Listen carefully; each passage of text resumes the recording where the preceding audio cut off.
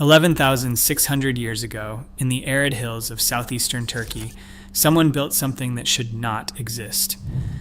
Massive T-shaped pillars, some standing 18 feet tall and weighing 50 tons, carved with intricate precision and arranged in perfect astronomical alignment. The people who built this, according to everything we know about human history, were nomadic hunter-gatherers with no metal tools, no agriculture, no written language, and no business constructing anything more permanent than a campfire. For 30 years, archaeologists have excavated Göbekli Tepe, measured it, cataloged it, and struggled to explain it. They have not succeeded. In 2026, Grok AI was fed every scan, every survey, and every analysis ever conducted on the site. 30 years of research, processed without preconceptions, without disciplinary boundaries, without career consequences for reaching uncomfortable conclusions. What it found has left the scientific establishment in silence. This is what the evidence actually shows. In 1994, a Kurdish shepherd noticed something unusual protruding from the dry soil of a hilltop near Şanlıurfa in southeastern Turkey. He reported it. German archaeologist Klaus Schmidt investigated. What Schmidt found when he began systematic excavation the following year would consume the remaining 2 decades of his life and permanently destabilize everything archaeology thought it understood about the origins of human civilization. The site is called Göbekli Tepe, Hill of the Navel in Turkish. It sits on a limestone plateau, deliberately positioned at the highest point of a mountain ridge, visible for miles in every direction. And what lies beneath that plateau has no satisfactory explanation. At least 20 stone circles have been identified, each featuring massive T-shaped limestone monoliths arranged in carefully planned rings. These are not crude slabs dragged into rough formation. They are precisely carved pillars, shaped to consistent geometric tolerances, some standing 18 feet tall, some weighing 50 tons. They are decorated with intricate relief carvings executed with a level of skill and control that takes the breath away even now. Animals rendered in vivid, dynamic detail: foxes, lions, vultures, scorpions, snakes, bulls. Geometric patterns of interlocking shapes, abstract symbols whose meaning has resisted 3 decades of analysis. And on the largest central pillars, something more disturbing still. Carved arms running down the sides, hands meeting at the front. These pillars are not abstract monuments. They are stylized human figures. Something is depicted standing at the center of these circles, watching, waiting, recording. The conventional explanation, the one taught in universities and printed in textbooks, goes like this. Nomadic hunter-gatherer bands, perhaps motivated by emerging religious impulses, periodically converged on this hilltop from surrounding regions. Using stone tools, they quarried these massive limestone pillars from bedrock outcroppings nearby. They transported them to the construction site. They erected them in precisely planned circular arrangements. They maintained the site across centuries, adding new enclosures, expanding the complex. Then, around 8000 BCE, for reasons that remain genuinely mysterious, they deliberately buried the entire complex under thousands of tons of carefully placed fill dirt, preserving it in extraordinary condition for modern discovery. The narrative presents Göbekli Tepe as the birthplace of organized religion, the spark that ignited civilization, the moment when human beings first coordinated themselves around something larger than immediate survival. It is a compelling story. It has one serious problem. The engineering does not work. Even with modern heavy equipment, quarrying, transporting, and erecting a 50-ton carved limestone monolith is a significant undertaking requiring careful planning, substantial machinery, and considerable expertise. Now remove the machinery, remove the metal cutting tools, remove the wheeled vehicles, remove the domesticated animals that might provide hauling power. You are left with human muscle, stone implements, and whatever wooden or rope technology Neolithic people possessed. Experimental archaeology has tried repeatedly to replicate what was achieved at Göbekli Tepe using only period-appropriate tools and methods. teams have managed to rough out basic shapes in limestone using stone hammers and antler picks. They have moved modest weights using sledges and rollers. What they have not managed is anything approaching the surface finish, the geometric precision, or the detailed relief carving visible on the original pillars. The gap between what stone tools demonstrably achieve and what Göbekli Tepe actually shows is not a small discrepancy to be explained away. It is a chasm, and the construction technique is only the beginning of what does not fit. Because when Grok AI was given the complete data set from 30 years of research on this site, the engineering anomaly turned out to be the least surprising thing it found. In 2026, researchers assembled the most comprehensive dataset ever compiled on a single archaeological site. Every three-dimensional scan ever taken of Göbekli Tepe's pillars and enclosures. Every ground-penetrating radar survey of the surrounding plateau. Every astronomical analysis of the site's orientations and alignments. Every catalog of carved symbols, every geological study, every comparative analysis linking Göbekli Tepe to related sites across the region. 30 years of intensive research from dozens of independent teams across multiple disciplines, unified into a single data set and fed into Grok's neural networks. The directive was precise. Analyze all available Göbekli Tepe data. Identify patterns across multiple disciplines. Detect connections that human researchers constrained by the boundaries of individual academic fields might have missed. Determine what knowledge the builders were attempting to preserve in stone. What Grok returned was not an archaeological interpretation. It was a complete reframing of what Göbekli Tepe actually is.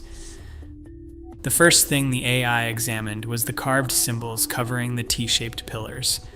Archaeologists had spent 3 decades cataloging these images, debating their meaning, and arriving at no consensus. Some argued they were decorative. Others proposed totemic or religious significance.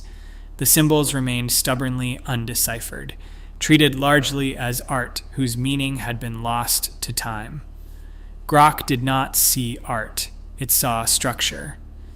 The AI's pattern recognition identified approximately 47 distinct symbol types distributed across the enclosures in ways that are statistically impossible to attribute to chance. The symbols do not appear randomly. They appear in specific combinations, in specific positions, with specific frequencies that vary systematically across different pillar locations and enclosure orientations.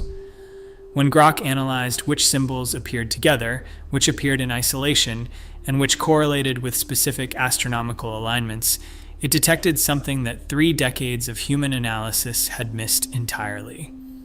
Grammatical structure. The symbols are not decorative.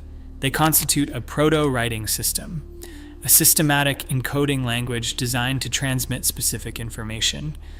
A computational linguist brought in to review the findings stated that the symbol distribution exhibits statistical properties consistent with meaning transmission rather than artistic expression. What Grok identified, she concluded, shows characteristics of deliberate information encoding. This is a communication system designed to convey specific data. Then Grok cross-referenced those symbols with something no single human researcher had thought to combine them with. Astronomical databases, geological records, climate data from the period around 9600 BCE, when Göbekli Tepe's main structures were being erected.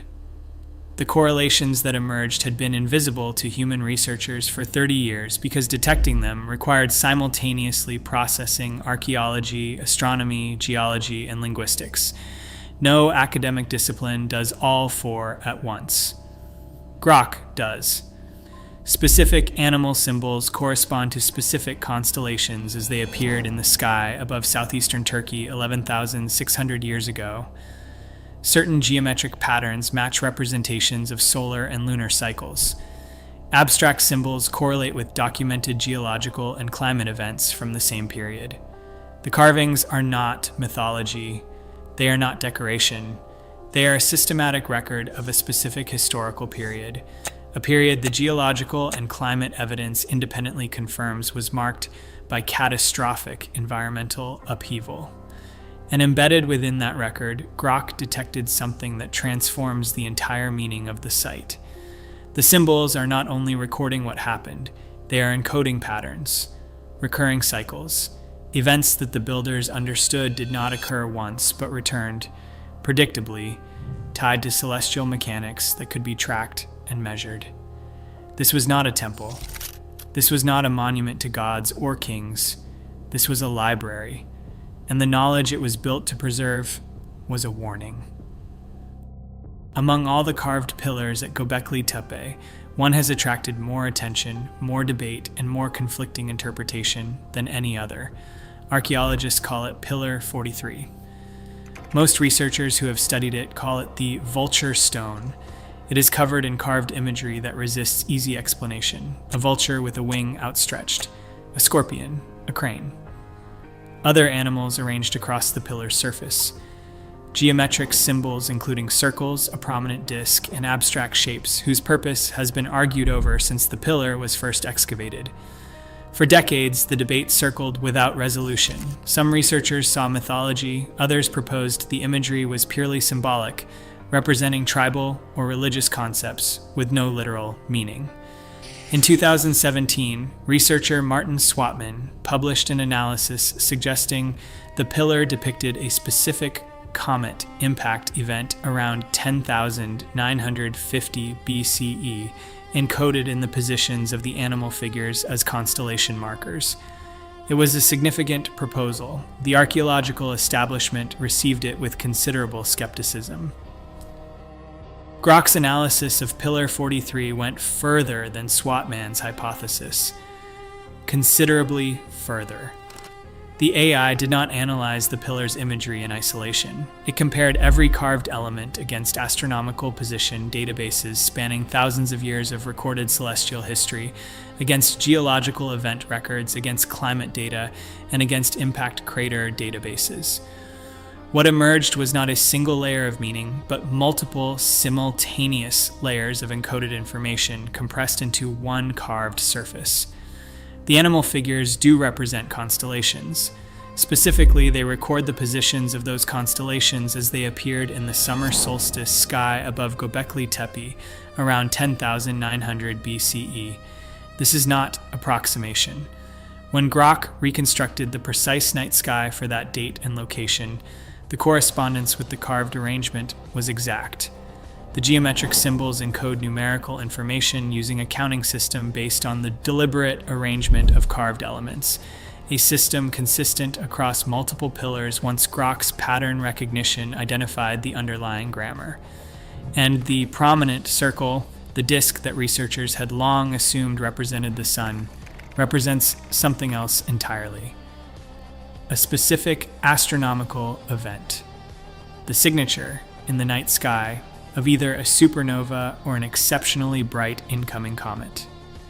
When Grok mapped all of this together, the date encoded in Pillar 43's symbolism aligned precisely with the onset of the Younger Dryas, the period when evidence from multiple independent scientific disciplines confirms that comet fragments struck Earth, triggering catastrophic climate disruption, driving megafaunal extinctions across multiple continents, and devastating human populations worldwide.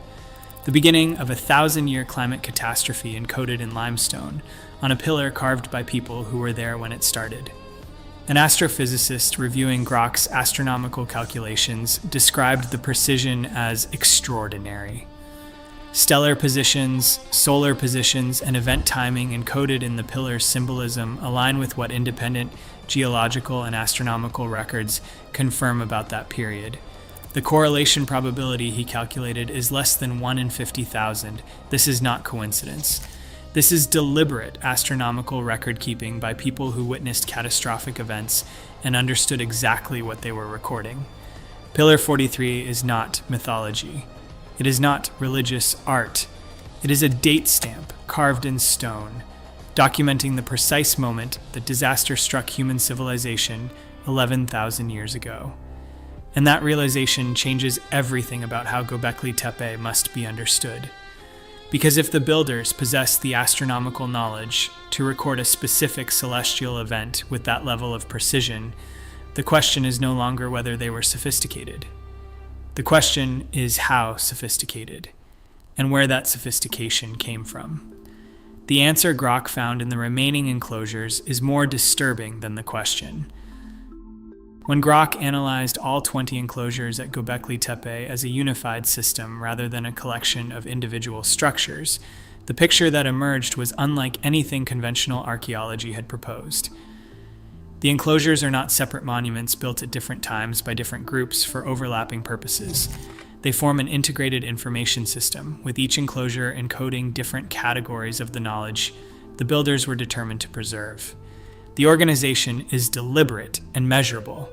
Enclosures featuring predominantly serpent symbolism cluster together and show astronomical alignments calibrated to equinox events. Enclosures dominated by fox imagery show different alignments, oriented instead to specific stellar positions. The vulture enclosure, containing Pillar 43, aligns with solstice events. Different sections of the site preserve different categories of knowledge: astronomy, calendrical systems, geological events, climate patterns. Each category is encoded in separate but interconnected structures, cross-referenced through the shared symbolic language Grok identified running across the entire complex. Göbekli Tepe is not a temple. It is a library with dedicated wings. But the most disturbing pattern Grok detected across those 20 enclosures had nothing to do with what was encoded. It had to do with how the encoding changed over time. Precision declines. The earliest enclosures, the oldest structures at the site, show the highest level of astronomical accuracy. Grok measured their alignments against optimal celestial positions and found an average deviation of just 0.4 degrees. The middle period enclosures, built centuries later, show deviations of between 1.2 and 2 degrees. The latest enclosures deviate by an average of 2.8 degrees. As the site aged and expanded, the astronomical knowledge guiding its construction was degrading at a measurable, consistent rate across generations. The physical construction follows the same pattern. Pillar size decreases across the construction sequence. The depth of carved relief work diminishes. Symbolic systems that appear in their full complexity in the earliest enclosures become simpler, less layered, less precise in the later phases. The oldest sections of Göbekli Tepe represent the peak of everything the site achieves. Everything built afterward represents a gradual, measurable decline from that peak. This is the opposite of how technological development works. Knowledge accumulates, precision improves, techniques refine. Every model of human civilizational progress assumes that later means better. At Göbekli Tepe, later means worse. The builders were not developing their capabilities as they worked. They were losing them. The knowledge they were trying to record in stone was slipping away from them even as they built the structures designed to preserve it. Grok's conclusion from this pattern is as precise as it is unsettling. The builders of Göbekli Tepe were not inventing this astronomical and engineering knowledge from scratch. They were inheriting it. They arrived at this hilltop already in possession of sophisticated capabilities they had not themselves developed, capabilities they were struggling to maintain and pass forward, and failing measurably generation by generation. Then the ground-penetrating radar data added another layer entirely. Beneath the visible enclosures, buried beneath the structures archaeologists have spent 30 years excavating, lie earlier construction phases. Older structures, different in architectural style but sharing the same symbolic systems, detected in subsurface surveys but not yet fully excavated. Grok's analysis of the limited data available from these buried layers suggests they may predate the famous T-pillar enclosures by centuries, possibly by millennium, potentially pushing the site's true origins back to 12,000 BCE or earlier. Göbekli Tepe may not be the beginning of this knowledge preservation project. It may be the middle of it, the culmination of a tradition already ancient when the pillars we can see were carved, which means the knowledge the builders were struggling to preserve was older still. And whatever catastrophe interrupted its transmission had already been underway for longer than anyone has been willing to consider. The question of who built Göbekli Tepe cannot be separated from the question of how it was built. And when Grok turned its analysis to the physical construction of the site, What it found in the stones themselves challenges the conventional explanation at every level. The AI examined high-resolution photogrammetry of the T-shaped pillars, analyzing tool marks, surface characteristics, and geometric precision across dozens of examples. What the data shows is inconsistent with the standard archaeological account of how Neolithic people worked stone. The conventional explanation assigns the stoneworking entirely to percussion flaking, the striking of stone against stone to chip away material, combined with whatever abrasive techniques Neolithic toolkits allowed. The surfaces of Göbekli Tepe's pillars tell a different story. Some surfaces show evidence of sustained grinding and polishing requiring controlled, consistent abrasion with harder materials applied over extended periods. Other surfaces show linear cut marks with characteristics suggesting sawing motions, straight, consistent in depth, showing no deviation when crossing materials of varying hardness within the same stone. The geometric precision of the T-shapes, measured across dozens of pillars, maintains consistency within 2 to 3% tolerance. This implies either the use of standardized physical templates or systematic measuring techniques. We have no evidence that either existed in Neolithic Turkey. Experimental archaeology has confronted this problem directly and honestly. Teams attempting to replicate Göbekli Tepe's stonework using only period-appropriate tools have produced results that fall consistently short. Basic shapes can be roughed out with stone hammers and antler picks. What cannot be replicated is the surface finish, the precise geometry, the detailed, controlled relief carving executed across the full height and width of pillars weighing 50 tons. The gap between experimental results and the actual monuments is not marginal, it is fundamental. Then Grok found something in the structural engineering that deepened the problem further. When the AI analyzed how the enclosures were designed, examining pillar positioning, wall construction, and the relationship between structural elements, it detected engineering principles that modern architects associate with seismic resilience. The enclosures are built in a seismically active region. They have survived there for over 11,000 years. That survival is not accidental. The pillars are not simply set into bedrock and held rigid. They are positioned with slight gaps between structural elements, gaps that allow differential movement during seismic activity without transferring destructive force through the entire structure. The fill material surrounding the pillars shows careful layering of differently sized stones, creating a flexible matrix capable of absorbing shock rather than transmitting it. These are not the characteristics of structures built by people who got lucky. These are the characteristics of structures built by people who understood, at some level of either empirical or theoretical knowledge, how buildings fail during earthquakes and how to prevent it. Modern seismic engineering formalized these principles in the 20th century after systematic study of earthquake damage across thousands of structures. Göbekli Tepe implements equivalent principles 11,600 years ago. A structural engineer specializing in ancient architecture reviewed Grok's findings and was direct about the implication. You do not accidentally create earthquake-resistant structures. The capability requires systematic engineering knowledge developed either through a long tradition of monumental construction or inherited from an earlier source.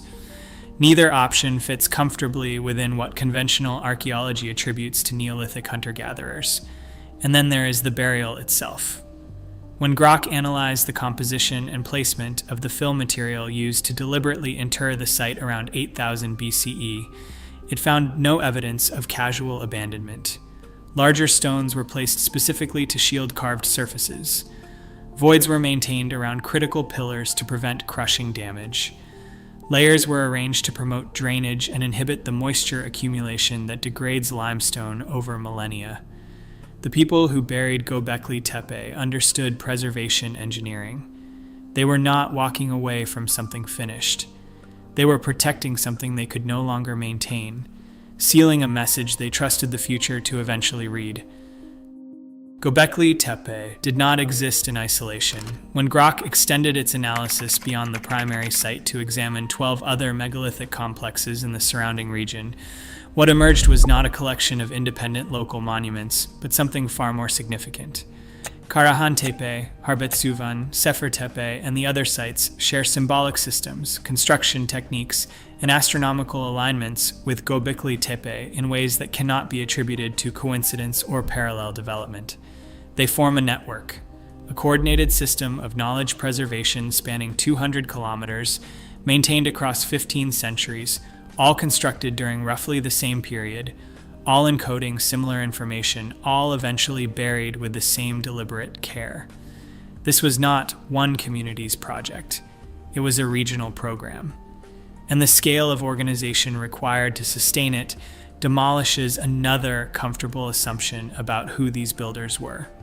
Grok calculated the logistical requirements of maintaining this network. The workforce needed to quarry, transport, and erect the monuments. The resource allocation required to feed and coordinate that workforce. The communication and planning necessary to maintain consistent symbolic systems and astronomical alignments across sites separated by significant distances. What those calculations describe is not a loose confederation of nomadic bands occasionally converging on sacred hilltops. What they describe is a population base and organizational structure comparable to early state-level societies. Conventional chronology places the emergence of such societies in this region 5,000 years after Göbekli Tepe was buried. Either that chronology is wrong, or the social complexity existed in a form that left minimal permanent trace because it was organized around mobility rather than settled infrastructure. Then Grok detected something in the symbolic record that pushed the implications beyond the region entirely. Specific symbols identified at Göbekli Tepe, the H symbols, serpent motifs, particular geometric configurations, appear at sites hundreds and in some cases thousands of miles away. From Çatalhöyük in central Turkey to Neolithic sites across the Levant to locations in North Africa. The distribution is not random.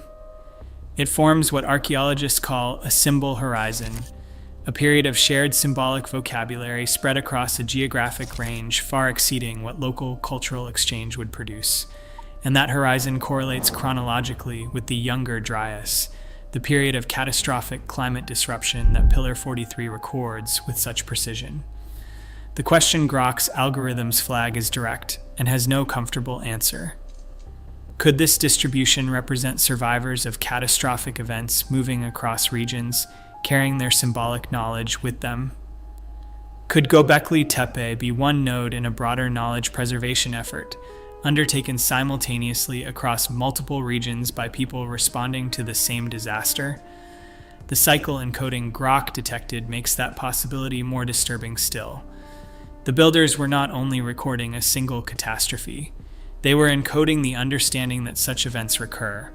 The 25,920-year precession cycle appears encoded in the spatial arrangement of the enclosures.